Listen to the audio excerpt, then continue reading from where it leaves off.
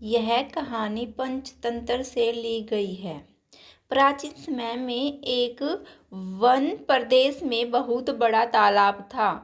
वहाँ प्रत्येक प्रकार की सामग्री होने के कारण अत्यधिक जीव रहते थे, जिसमें मछलियाँ, केकड़ा, बुगला, पक्षी आदि रहते थे। उसी तालाब के किनारे एक आलसी बुगला रहता था। उसकी आंखें कमजोर हो गई थी। उसे शिकार करने के लिए खूब मेहनत करनी पड़ती थी, जो उससे होती नहीं थी। वह सदैव ऐसा उपाय सोचता था कि मुझे बिना मेहनत के भोजन मिलता रहे। एक दिन उसे ऐसा उपाय सूझा और उसे वह आजमाने के लिए तालाब के किनारे खड़ा होकर आंसू बहाने लगा। तालाब में एक केकड़ा निकला और बोला, मामा, आप शिकार करने के बजाय यहाँ खड़े होकर आंसू क्यों बहा रहे हो? क्या बात हो गई? बुगले ने उत्तर दिया, पुत्र, मैंने पाप का मार्ग छोड़ दिया है।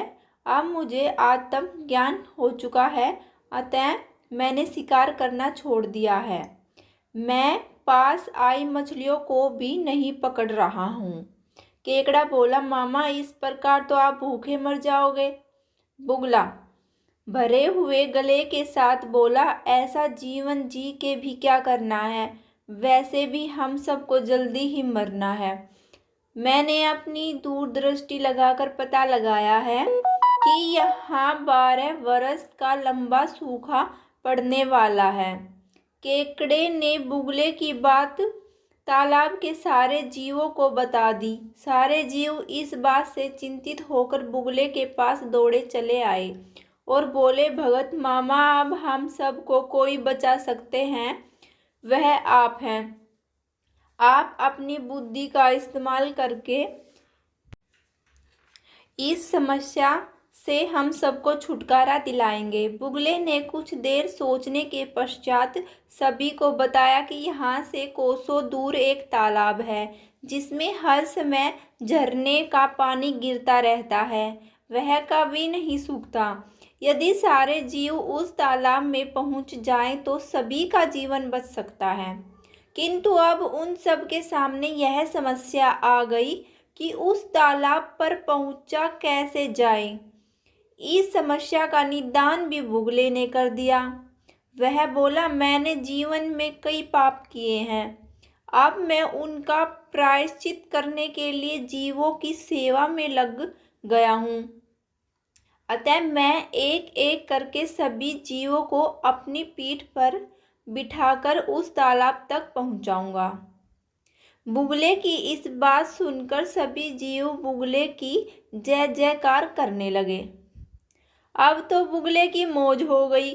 बुगला जो रोज एक जीव को अपनी पीठ पर बैठाकर उड़कर कुछ दूर ले जाता और एक चट्टान पर पटक कर मार कर खा लेता।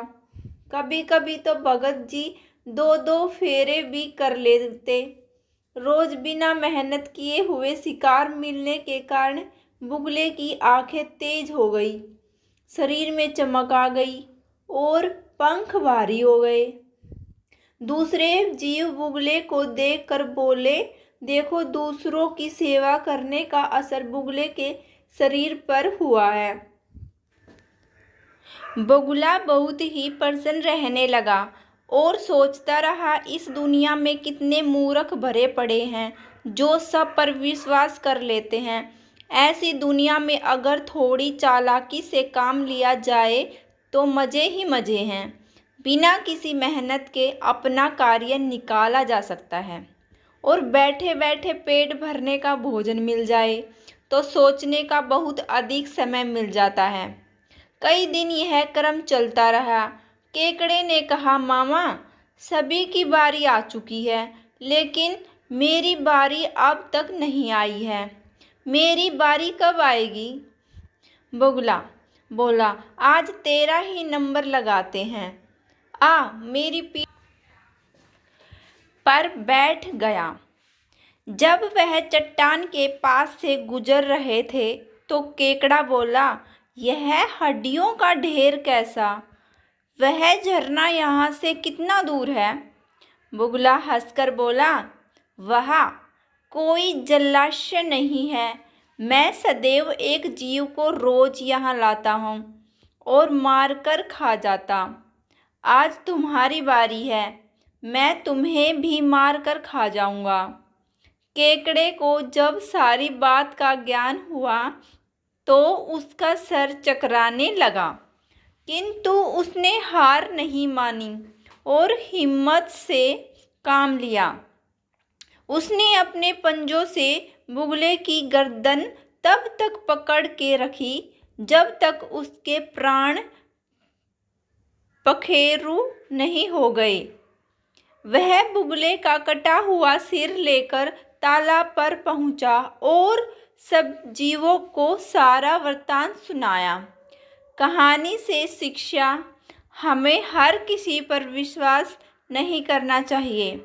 हमें विपत्ति के समय हिम्मत से काम लेना चाहिए। धन्यवाद।